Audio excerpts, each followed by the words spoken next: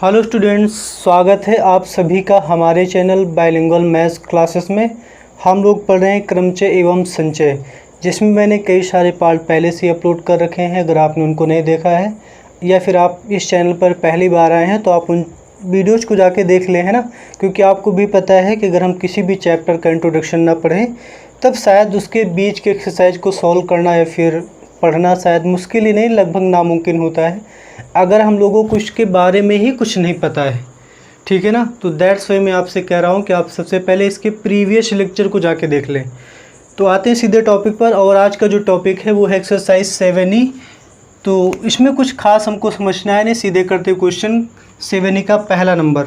और 7E का जो पहला नंबर है वो क्वेश्चन क्या कह रहा है कि मोनिका ने 7 पत्र लिखे, यदि उस शहर में 4 डाकघर हों तो वह कितने प्रकार से पत्रों को डाकघरों में डाल सकती है।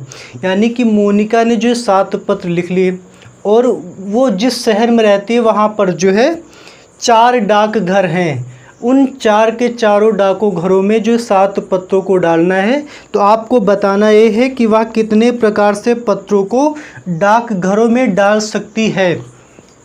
अब आप सोचो, जैसे आपके शहर में 4 डाकघर हैं, आपने 7 पत्र लिख लिया, पहला पत्र लेके गए तो आप कहाँ कहाँ डाल सकते हैं। तो आप समझ गए होंगे कि अगर मैं पहला पत्र लेके जाऊँगा तो मैं 4 में से किसी भी डाकघर में डाल सकता हूँ।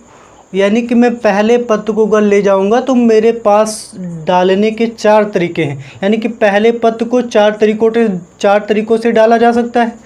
चलो मैंने डाल दिया किसी न किसी डाकघर में। दूसरे दिन ले गया, फिर से वही मामला है, फिर से मैं 4 घरों में डाल सकता हूँ। फिर तीसरे दिन फिर मैं 4 तरीकों से मैं 4 डाकघरों में डाल सकता हूँ। तो इसी तरीके से मैं हर एक पत्र को जो है 4 तरीकों से क्या है डाल सकता हूँ। और मैंने आपको सबसे पहले चैप्टर में पढ़ाया था, या फिर पहले लेक्चर में पढ़ाया था कि जितने तरीकों हो ना, उन तरीकों का अगर मैं गुणा कर दूँ तो हमें पास कुल आ जाते हैं कुल तरीकों से, जो कि उन कुल विधियों से मैं उनको किस तरीक़ों से कर सकता हूँ। यानी यहाँ पर अगर मैं उन सभी का गुणा कर दूंगा तो मुझे ये पता चल जाएगा कि मैं कितने तरीक़ों से जो है उन 7 पत्रों को डाकघरों में डाल सकता हूँ। तो मैं इसका सलूशन इस तरीके से आप देना चाहें तो दे सकते हैं कि एक पत्र को, यानी एक पत्र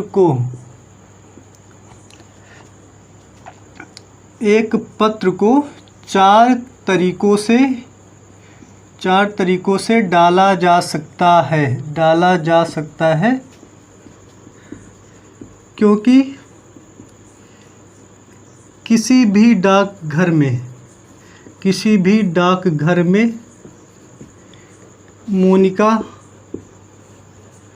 पत्र को डाल सकती है। यानी अगर वो पहला लेटर वो लेके गई तो इसी प्रकार से दूसरा मामला हो जाएगा। यानी अगर वो पहला लेटर गई तो उसके पास 4 डाकघर थे, कहीं भी डाल सकती है। तो यही मामला तो दूसरे दिन होगा जब वो दूसरा लेटर लेके जाएगी। इसी प्रकार शेष पत्र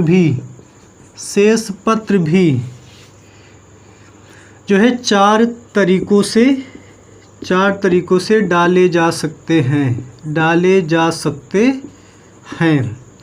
यानी कि अभीष्ट तरीकों की जो संख्या होगी, हमसे जो पूछे गए कुल तरीके, तो अभीष्ट तरीकों की संख्या क्या हो जाएगी। पहले दिन उसके पास 4 तरीके थे, फिर गई अगले दिन फिर 4 तरीके, इसी तरीके से उसने 7 पत्र डाले, 4 5 6 7, 2 2 4 2 6 7, यानी 4 की पावर 7। और यही सवाल का उत्तर है। यानी मोनिका जो है 4 की पावर 7 तरीकों से जो है उन 7 पत्रों को जो है 4 डाकघरों में डाल सकती है। तो आई होप आपको समझ में आया होगा, है ना। करना कुछ नहीं था, सिंपल था। भैया 7 पत्र आपने लिखे, पहले दिन गया डालने के लिए, खुद पे लेके देखो कि चलो ठीक है मैं पहला पत्र लेके गया, तो अब आपके पास 4 विकल्प हैं भाई, 4 डाकघरों में से कहीं भी आप डालने के लिए स्वतंत्र है ना। दूसरा पत्र लेके गए, फिर से वही मामला है। तीसरा पत्र लेके गए तब भी 4 तरीकों से आप डाल सकते हैं। चौथा पत्र लेके गए तब भी, 5वां पत्र लेके गए तब भी, छठवां, सातवां, इसी तरीके से आप कोई सा भी पद लेके जाइए, आपके पास कुल 4 तरीकों से, यानी कि 4 डाकघर होने की वजह से आप 4 तरीकों से डाल सकते हैं। अगर मैं सभी तरीकों का गुणा कर दूंगा तो मुझे पता चल जाएगा कि जो है कि मैं इन 7 पत्रों को 4 डाकघरों में कितने तरीकों से डाल सकता हूँ। तो 4 की पावर 7 यानी 4 का आप 7 बार गुणा करना चाहें तो कर सकते हैं, नहीं तो इतने पे भी आंसर छोड़ा जा सकता है। ठीक है ना। चलिए बढ़ते आगे और करते हैं क्वेश्चन नंबर 2।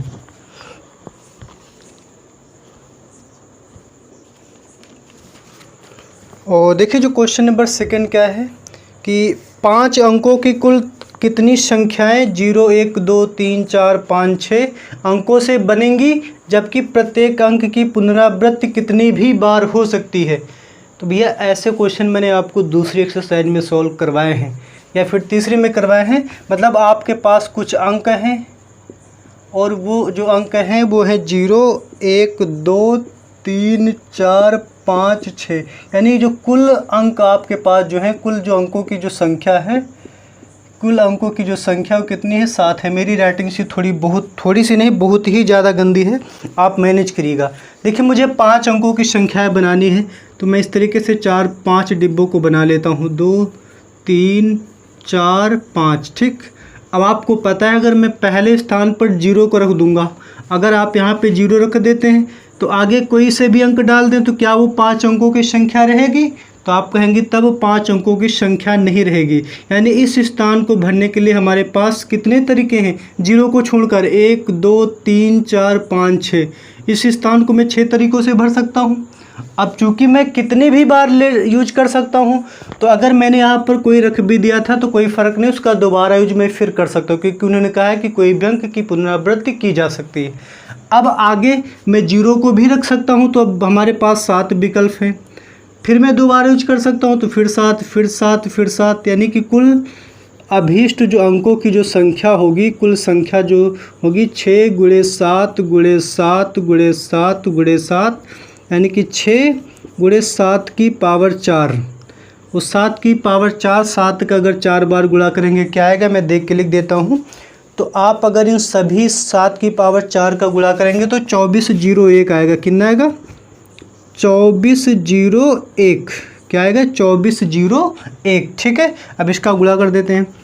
6 कम 6, 6 शून्य 6, 6 चौके 24, उसके बाद 6 दूनी 12, 2 14। यानी इन अंकों की मदद से कुल 5 अंकों की इतनी संख्याएं बनाई जा सकती हैं। एक बार मैं रिपीट कर देता हूँ, हालांकि मैंने बहुत सारे करवा दिए इस टाइप के क्वेश्चन कि भैया 0 मैं रख नहीं सकता, क्योंकि अगर मैं आगे 0 रखूँगा तो फिर 5 अंकों की संख्या नहीं बचेगी, 4 अंकों की ही संख्या बचेगी। कुछ टीचर्स ऐसे भी करवाते हैं कि भैया सब संख्याएं निकलवा देते हैं, क्योंकि 0 रखने पर कितने अंकों की संख्या बनी, 4 अंकों की, तो फिर 4 अंकों की संख्या निकलवाते हैं, फिर उस 4 अंकों की संख्याओं को घटवा देते हैं। तो बट मुझे लग रहा है कि अगर मैं इन बॉक्सेस की मदद लूँ तो काफ़ी आसान हो जाता है, इसलिए मैं ऐसे करवा देता हूँ। ठीक है ना। बाकी उसका कोई ख़ास पर्पस नहीं है। ठीक है। अब देखिए उसके बाद मैंने क्या किया, 0 को मैं रख नहीं सकता था, यहाँ पे 0 को छोड़कर मैं किसी को भी रख सकता हूँ। तो 1, 2, 3, 4, 5, 6। अब चूँकि अंकों को रिपीट किया जा सकता, तो आगे हमारे पास में 7 में से किसी को भी रखूँ, फिर 7 में से कहीं भी रखूँ, और इन सारे तरीकों का मैंने गुणा कर दिया, तो मुझे कुल पता चल गया कि इन अंकों की मदद से कुल 5 अंकों की कितनी संख्याएँ बनाई जा सकती हैं। चलिए बढ़ते आगे और करते question number 3। Question number 3 same type का क्वेश्चन है क्वेश्चन नंबर 2 के जैसा। आपके पास कुछ अंक हैं, इन्होंने कहा है कि संख्याओं 0, 1, 2 एंड ... 9 से 5 अंक वाली कितनी संख्याएं हो सकती हैं, से 5 अंकों वाली कितनी संख्याएं हो सकती हैं। तो आप यहाँ पर लिखेंगे कुल अंकों की संख्या बराबर 10। देखिए मुझे 5 अंकों की संख्या बनानी है, तो मैंने इन 5 स्थान बना लिए। आप बाकायदा एग्जाम में भी इन 5 स्थानों को बना के दिखाएंगे। ठीक है ना। अब आपको पता है अगर मुझे 5 अंकों की संख्या बनानी है, आप यहाँ पे ऐसा करो ना, यहाँ पे 0 और यहाँ पे 1 करो, थोड़ा पैटर्न दिखेगा। ठीक है ना। अब देखिए आपको पता है अगर 0 है तब मुझे संभल कर रहना है, अगर मैं 0 रख दूंगा तब 5 अंकों की संख्या नहीं रहेगी, 4 अंकों की संख्या रहेगी, है ना। यानी मैं 0 को रख नहीं सकता, तो 0 के अलावा हमारे पास 9 विकल्प बचे, यहाँ पे 9 में से किसी को भी रख सकता हूँ। अब चूंकि मैं अंकों को रिपीट कर सकता हूँ, मैंने यहाँ कुछ भी रखा हो क्या फ़र्क पड़ता, दोबारा फिर यूज कर सकता हूँ उसका। अब हमारे पास टोटल 10 लेटर्स हो गए, सॉरी 10 अंक हो गए। फिर से मैं रिपीट कर सकता हूँ 10, फिर से 10, फिर से 10, और इन सभी का अगर मैं गुणा कर दूँ तो मुझे कुल जो है 5 अंकों वाली संख्याएं मिल जाएंगी। यानी कि कुल 5 अंकों वाली संख्या कितनी हो जाएंगी, 1 2 3 4, 4 जीरो बढ़ा दो, तो कुल 5 अंकों वाली जो संख्याएं होंगी क्या हो जाएंगी, काउंट कर लीजिए कितना है, 90,000 हो जाएंगे इन अंकों की मदद से। ठीक है ना। तो मुझे लग रहा है मैं आपको एक्सप्लेन कर पा रहा हूँ, आपको चीज़ें समझ में आ रही हैं। मैं रिपीट करता हूँ एक बार, मुझे 5 अंकों की संख्या बनानी थी, मैंने 5 बॉक्सेस बना लिए। चूँकि मैं जीरो को आगे नहीं रख सकता, क्योंकि आपको पता है किसी भी संख्या के आगे अगर जीरो आता है तो उसका कोई मतलब नहीं होता। अगर मैं यहाँ जीरो रख भी देता तो यहाँ पर फिर कोई फ़र्क नहीं पड़ता, 4 अंकों की संख्या हो जाती। मुझे तो 5 अंकों वाली संख्या बतानी है, मतलब मैं जीरो को यहाँ नहीं रखूँगा, बाकी 9 में से किसी को भी रख दूँगा। अब चूंकि अंकों को रिपीट किया जा सकता है तो आगे मैं जीरो को भी रख सकता हूं, तब हमारे पास टोटल 10 हो गए। फिर से मैं रिपीट करके रख सकता हूं, फिर से मैं रिपीट कर सके रख सकता हूं, सभी का मैंने गुणा कर दिया सभी तरीकों का, तो कुल संख्याएं आ गई 90,000। यानी अगर इन अंकों की मदद से मुझे कुल 5 अंकों की संख्याएँ बनानी हो तो 90,000 संख्याएँ बनेंगी। चलिए बढ़ते आगे, करते क्वेश्चन नंबर 4।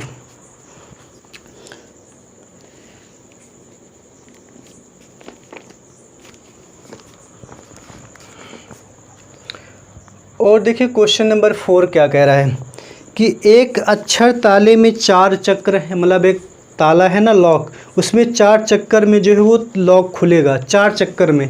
और उसमें क्या है, उसमें जो है अक्षर लिखे हुए हैं, लेटर्स लिखे हुए हैं, आप अगर उन लेटर्स को दबाएंगे तब जाके वो कहीं खुलने वाला है। उसके बाद करें कि जिनमें से प्रत्येक पर 9 अक्षर अंकित हैं, यानी जिनमें से प्रत्येक पर क्या है, 9 अक्षर अंकित हैं। और आपसे क्या कहा गया है कि ताले को खोलने की विभिन्न विधियों की संख्या बताइए। मतलब कि आप ताले को कितनी विधियों से खोल सकते हैं। मतलब आपके पास एक ऐसा लॉकर है जिसको आपको 4 चक्र में खुलेगा, और उन हर एक चक्र में 9 लेटर्स लिखे हुए, आप उसको एक बार प्रेस करेंगे फिर अगला चक्र खुलेगा, फिर प्रेस करेंगे फिर अगला, फिर प्रेस करेंगे फिर अगला, फिर यानी 4 बार। अब आपको अगर मैं ऐसा कहूँ जाओ भैया खोलो जाके, तो आप अगर वहाँ पे जाएंगे तो आप देखेंगे वहाँ पे 9 अक्षर लिखे हुए हैं। यानी आप पहले चक्र में क्या करेंगे, 9 अक्षर से उसको रखा जा सकता है, मतलब उंगली रख के खोलना है ना। तो यानी कि आप कह सकते हैं कि जो पहले चक्र में जो अंकित अक्षर है ना, उसमें 9 में से किसी को भी मैं इसे रख सकता हूँ, फिर से दोबारा मैं 9 में से किसी भी में भी रख सकता हूँ, तीसरे चक्र में भी मैं 9 में से किसी भी एक लेटर्स में उंगली रख सकता हूँ, ऐसे 4th टाइम्स में ऐसे रख सकता हूँ, तब जाके खुलेगा। भाई मुझे कल्पना करनी है ना, अगर मैं जाऊँ रैंडमली हमारे पास 9 अक्षर है तो 9 में से मैं किसी में भी रख सकता हूँ। यानी मैं कह सकता हूँ कि पहले चक्र में 9 अक्षर या फिर पहले चक्र में 9 तरीकों से रखा जा सकता है। इसी प्रकार शेष चक्रों में भी 9 तरीकों से रखा जा सकता है।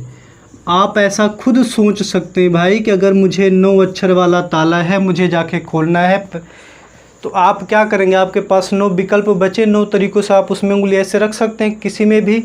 तो मैंने वही लिख रखा है कि पहले चक्र में 9 तरीकों से, दोबारा खुल गया चक्र फिर भी तो 9 विकल्प हैं। और मुझे पता है अगर मुझे कुल विधियां निकालनी है, यानी ताला खोलने की अगर मुझे कुल विधियां निकालनी है, तो लैंग्वेज आप अपने हिसाब से जो भी देना चाहें तो आप इनका गुणा कर देंगे। पहली बार में 9, दूसरी बार में 9, तीसरी बार में 9, चौथी बार में 9, और 9 की पावर हो गया 4।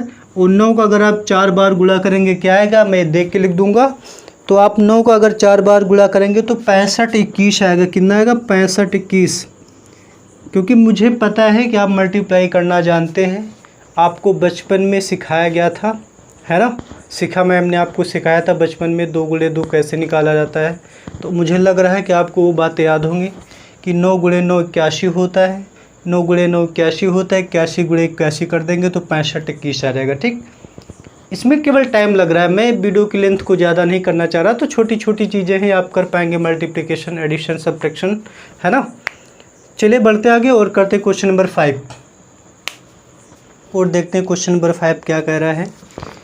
क्वेश्चन नंबर 5 कह रहा है कि 4 विद्यार्थियों को पुरस्कार दिए जाते हैं। क्या किया जाता है? 4 विद्यार्थियों को पुरस्कार दिए जाते हैं। बताओ ये पुरस्कार कितने तरह से दिए जा सकते हैं। जबकि पहला पार्ट, प्रत्येक विद्यार्थी 5 पुरस्कार भी प्राप्त कर सकता है। मतलब 4 विद्यार्थी हैं, वो चारों के चारों 5 के 5 पुरस्कार प्राप्त कर सकते हैं, है ना। और क्वेश्चन में सेकंड पार्ट में आपसे पूछा कि कोई भी विद्यार्थी सभी पुरस्कार को लेने योग्य नहीं है। ठीक है ना, सभी विद्यार्थी पुरस्कार को लेने योग्य नहीं है, ये आपसे पूछा गया है। तो मैं थोड़ी सी इंक डाल लेता हूँ क्योंकि इंक है नहीं, अदरवाइज प्रॉब्लम आ जाएगी फिर। तो चलिए करते हैं इसका फर्स्ट पार्ट। और फर्स्ट पार्ट आपको पता है, यानी कि 4 विद्यार्थी टोटल, एक विद्यार्थी जो है 5 पुरस्कार प्राप्त कर सकता है। तो 4 विद्यार्थी, फिर 4 के चारों भाई 5 पुरस्कार प्राप्त कर सकते हैं ना। और आपको बताना है कि कुल कितने, बताओ कि पुरस्कार कितने तरीके से दिए जा सकते हैं। तो फर्स्ट पार्ट में जो कुल तरीकों की जो संख्या होगी, कुल तरीकों की संख्या यानी जिन तरीकों से पुरस्कार क्या है किसी व्यक्ति को दिया जा सकता है, यानी यहाँ पर स्टूडेंट है तो किसी स्टूडेंट को दिया जा सकता है। अब मुझे बात बताओ, एक पहला विद्यार्थी गया, उसके पास कितने, मतलब 5 के 5 में से प्राप्त कर सकता है। अगला विद्यार्थी भी 5 के 5 में से, अगला विद्यार्थी भी 5 के 5 में से, फिर चौथा विद्यार्थी भी 5 के 5 जो है पुरस्कार प्राप्त कर सकता है। तो अगर मुझे कुल तरीकों की संख्या निकालनी है तो मैं क्या कर दूंगा, गुणा कर दूंगा, यानी कि 4 इंटू 4 इन सभी का मैं अगर गुणा करूंगा तो 4 की पावर 5 आ रहा है। वो 4 की पावर 5 का मतलब होता है 1024, यानी कि 1024 तरीकों से जो है उन 5 पुरस्कारों को 4 विद्यार्थियों में दिया जा सकता है। सेकंड पार्ट में आपसे पूछा गया है कि कोई भी विद्यार्थी सभी पुरस्कारों को लेने योग्य नहीं है। मतलब हर एक विद्यार्थी 5 पुरस्कार को लेने योग्य नहीं है। अगर मैं पहले विद्यार्थी की बात करूं, पहले क्या था, 5 पुरस्कार ले सकता था, अब वो 5 के योग्य नहीं है, तो मान लेते 4 ही के योग्य है, तो इनका एक पुरस्कार कट गया। वैसे अगले वाले विद्यार्थी का भी एक पुरस्कार कट जाएगा, तीसरे वाले विद्यार्थी का भी एक पुरस्कार कट गया, मतलब एक तरीका कम पड़ जाएगा क्योंकि वो 5 के 5 के लिए योग्य नहीं है। और चौथे वाले के लिए भी एक कट जाएगा। तो क्या करूँगा, इनमें टोटल तरीकों से एक एक में जो कम पड़ रहे हैं, एक एक तरीके में उनको क्या कर दूंगा, माइनस कर दूंगा। यानी जो सेकंड पार्ट में कुल तरीकों की जो संख्या होगी, आप लैंग्वेज अपने हिसाब से लिख सकते हैं, मैं बार बार कह रहा हूँ। कुल तरीकों की जो संख्या होगी सेकंड पार्ट में 1024 माइनस 4 यानी कि 1020।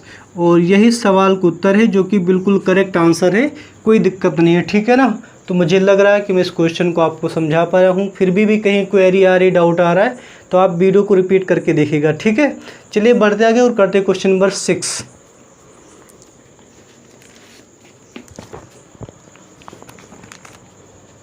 अब देखिए जो क्वेश्चन नंबर 6 है वो क्या कह रहा है। क्वेश्चन नंबर 6 कह रहा है कि एक विद्युत परिपथ में 14 स्विच इस प्रकार व्यवस्थित हैं कि प्रत्येक के लिए 3 संभव स्थितियां हैं। मतलब 14 स्विच हैं और हर एक के लिए 3 संभव स्थितियां हैं। तो बताइए इसमें कितने प्रकार के स्विच हैं, यानी आपको बताना है कितने प्रकार के क्या हैं, स्विच हैं।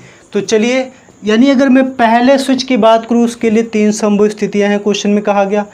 ऐसे कितने स्विच हैं, 14 स्विच हैं, यानी कि अगर पहले स्विच की 3 स्थितियां हैं तो अगले वाले स्विच की भी तो 3 स्थितियां होंगी, फिर अगले वाले स्विच के लिए भी 3 स्थितियां होंगी। ऐसे ही 14 स्विच है। अगर उन सभी तरीकों, फिर जितनी संभव स्थितियां हैं उन सभी का अगर हम लोग गुणा कर देंगे तो हमें पता चल जाएगा कुल कितने प्रकार के स्विच हैं।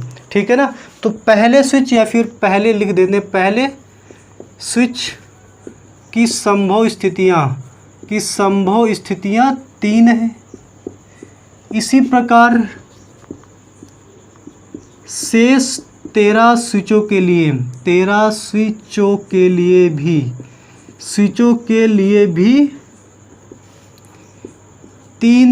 संभव स्थितियां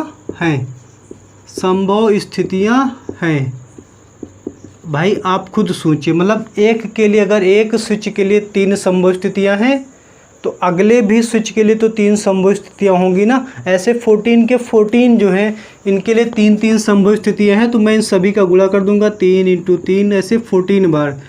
4 5 6 7 8 9 10 11 12 13 14। कम हो गया हो ज़्यादा हो गया देख लीजिएगा, फिलहाल 14 है क्योंकि 14 स्विच है और हर एक स्विच के पास 3 संभव स्थितियां हैं, या फिर एक स्विच के पास 3 तरीक़ों से वो कहीं भी स्विच लगाया जा सकता है। अगर इन सभी तरीक़ों का मैं गुणा कर दूंगा तो 3 की पावर 14 मुझे इतने तरीक़ों से जो है या फिर इतने प्रकार के वहाँ पर स्विच हैं।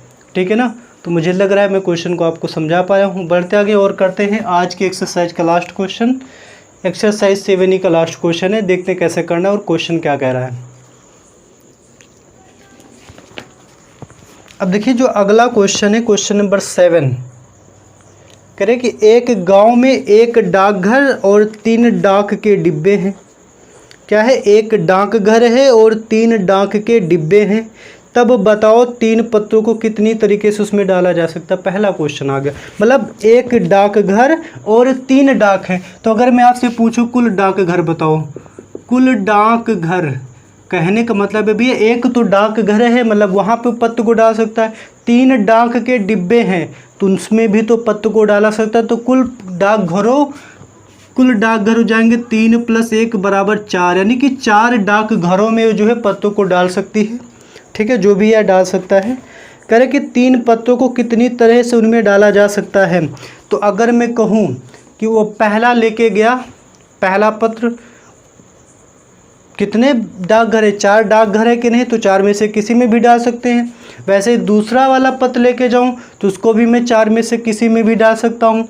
तीसरा लेके जाऊँ तब भी मैं 4 में से, यानी कि हर एक पत्र को डालने के लिए उसके पास 4 तरीके हैं। और अगर मैं सभी पहले पद को डालने के 4 तरीके, दूसरे वाले पद को डालने के 4 तरीके, वैसे तीसरे वाले पद को डालने के 4 तरीके, तो यही हमारे कुल तरीके हो जाएंगे या फिर कुल विधियाँ हो जाएंगी जिन विधियों से वो जो है पत्रों को क्या कर रहा है, डाकघर में डाल सकता है। तो 4 × 16 = 64 और यही सवाल का उत्तर है। ठीक है, लैंग्वेज आप अपने हिसाब से जो भी देना चाहे दे सकते हैं, थोड़ी बहुत लिख कर, है ना। और आपको रिप्रेजेंट भी करना है थोड़ा अच्छे से मेंटेन में, तो आप लिख सकते हैं कि पहले पत्र को डालने के 4 तरीके, क्योंकि वो 4 डाकघरों में से किसी भी एक घर में डाल सकता है। इसी तरीके से शेष 2 पत्रों को भी जो है वो 4 तरीकों से क्या है डाल सकता है। अतः पत्र को डालने के कुल तरीके बराबर इतने। ठीक है ना, इतनी लैंग्वेज आप अपने हिसाब से लिखेंगे, है ना। छोटे बच्चे तो हैं नहीं। तो मुझे लग रहा है आज का सेशन आपको पसंद आया होगा, या फिर कोई क्वेश्चन में आपको क्वेरी हो, डाउट हो रहा है, मुझे नहीं लग रहा डाउट होगा, फिर भी हो सकता है किसी क्वेश्चन में आपको डाउट आ रहा हो, तो आप कमेंट करिएगा, उस क्वेश्चन को मैं लेके अगले वीडियो में आऊँगा। ठीक है, और जो हमारा जो अगला टॉपिक है जो अगले वीडियो में पढ़ने वाले हैं वो सर्कुलर परम्यूटेशंस, यानी कि वृत्तीय क्रमचय। यानी उसमें कुछ लोग जो है मेज के किनारे बैठे होंगे, उनको हमको अरेंज करके बताना होगा। काफ़ी इंटरेस्टिंग टॉपिक है, आपको मज़ा आने वाला है, आप उसको पढ़ेंगे। तो आप बने रहिए मेरे साथ। अगर आप मेरे चैनल पर पहली बार आए तो अगर आपको पसंद आ रहा हो फिर आपको पता है क्या करना है ना, पसंद आया तब, अदरवाइज मैं कहूँगा नहीं, क्योंकि अगर आपको पसंद आते हैं तो आप वो सारे काम आप अपने मन से करेंगे। ठीक है ना, मैं कहने में टाइम वेस्ट नहीं करता। तो चलिए फिर मिलते हैं अगले वीडियो में। अगर आप पढ़ना चाहते हैं कंप्लीट तो आप मेरे साथ बने रहिए, और वीडियो देखने के लिए बहुत बहुत धन्यवाद।